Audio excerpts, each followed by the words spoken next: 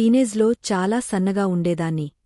Heroine Samantha Ruth ప్రభు కేవలం తన అద్భుతమైన నటనతోనే కాదు, ఆమె ఆరోగ్యకరమైన జీవనశైలి, ఫిట్నెస్పై చూపించే అంకితభావంతో కూడా ఎంతోమందికి స్ఫూర్తిగా నిలుస్తున్నారు. ఇటీవల ఆమె తన ఆహారపు అలవాట్లలో వచ్చిన మార్పుల గురించి, తన ఆరోగ్యంపై ప్రత్యేక శ్రద్ధ ఎందుకు పెరిగిందనే విషయం గురించి అభిమానులతో పంచుకున్నారు. ప్రస్తుతం సమంత యాంటీఇన్ఫ్లమేటరీ డైట్ ను ఫాలో అవుతున్నారు. ఈ డైట్ తన ఆరోగ్యానికి ఎలా ఉపయోగపడుతుందో, ఆరోగ్యం విషయంలో తన ఆలోచనలు ఎలా మారాయో ఆమె వివరించారు. ఆహారపు అలవాట్లు మారిపోయాయి. ప్రముఖ న్యూట్రిషనిస్ట్ రాయన్ ఫెర్నాండోతో సమయంలో ఒక ప్రత్యేక చిట్చాట్లో పాల్గొన్నారు. సమంత తన డైట్ ఆప్షన్స్, ఆహార ప్రణాళిక గురించి పూర్తిగా వివరించారు.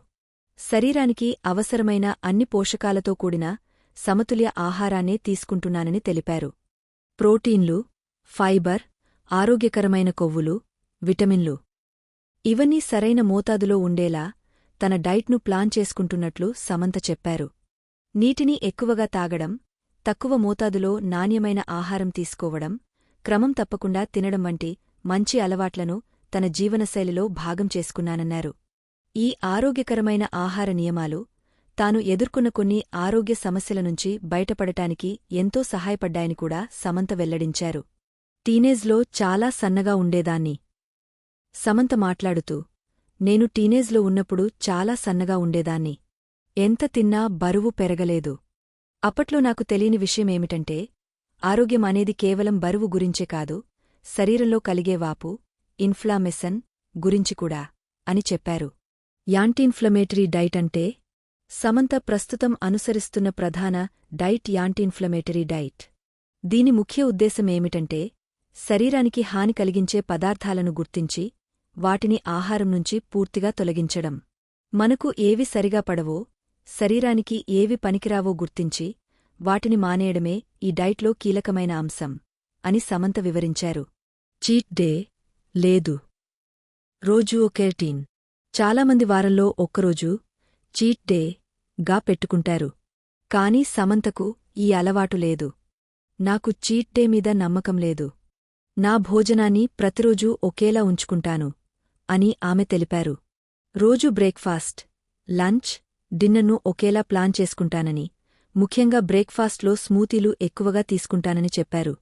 ఈ విధంగా ఒకే రకమైన జీవనశైలికి అలవాటుపడి, దానిని ఇష్టపడుతున్నానని తెలిపారు. ఇష్టమైనవి, అయిష్టమైనవి, బ్రోకలీ వర్సెస్ పాలకూర. తాను ఏ కూరగాయలు ఇష్టపడతారో, ఏవి వద్దనుకుంటారో సమంత స్పష్టంగా చెప్పారు.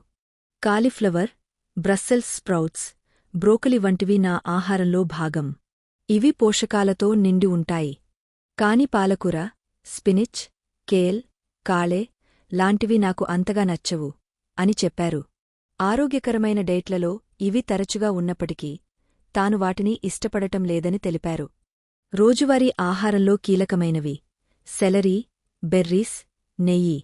సమంత తన రోజువారీ ఆహారంలో సెలరీ, అకాయ్ బెర్రీస్, పసుపు, నెయ్యి, కోల్డ్ ప్రెస్ ఆయిల్స్ వంటి ఆరోగ్యకరమైన పదార్థాలను తీసుకుంటానని తెలిపారు.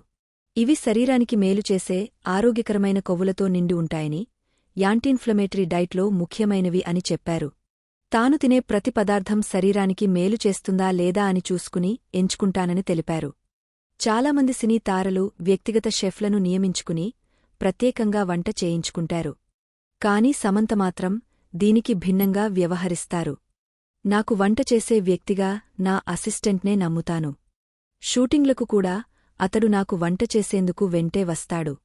నా డైట్ను ఫాలో అవ్వడంలో ఆయన నాకు చాలా సహాయపడతాడు అని సమంత తెలిపారు. సమంత చివరిసారిగా సిటాడెల్, హనీ బన్నీ వెబ్ సిరీస్లో కనిపించారు.